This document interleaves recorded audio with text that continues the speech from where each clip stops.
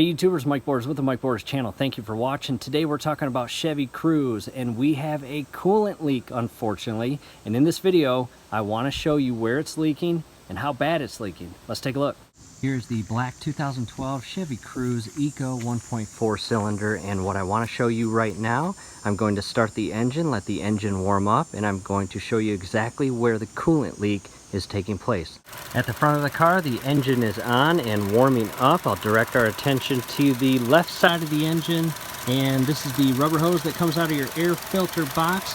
Right below it is a part that connects itself to the actual engine, and that is your thermostat. Let me hop over to this side. There's a better look at the actual thermostat. Be careful if you're moving your hands in this area. You do have a moving serpentine belt on the pulleys. And inside there is a rubber gasket, and unfortunately that rubber gasket has failed, and as this engine warms up and that coolant is flowing through this area at a very fast rate, it is starting to come out. And there are signs of a little bit of leak. As you can see here, it's a little bit wet. And again, that little seam in between the engine and the plastic housing, it is beginning to bubble, and sooner or later as the engine continues to warm up and that pressure in the coolant system builds, you will see a very fast leak. And with that said, what I'm going to do, continue letting the engine warm up, and I'm going to place the camera in a position where you can see how it leaks from that connection point and see how the rubber gasket has failed.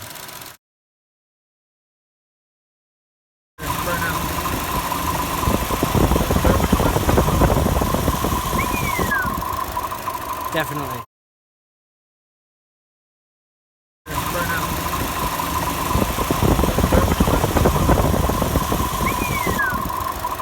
Definitely.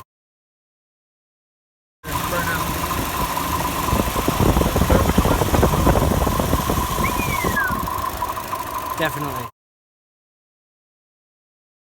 Engine is off, and from here we want to let this engine cool down. I recommend overnight. However, if you don't have that much time, a minimum of 3 to 5 hours without this engine running to allow this coolant system and engine temperature to cool off and the pressure inside this coolant system to cool down and dissipate. Do not, I repeat, do not open that cap. It is under extreme pressure and that coolant is very hot. If you twist this cap off and you're not careful, it's going to fly out of your hand, and that coolant is going to burst forward and out of that reservoir and burn your face and eyes. That is not good.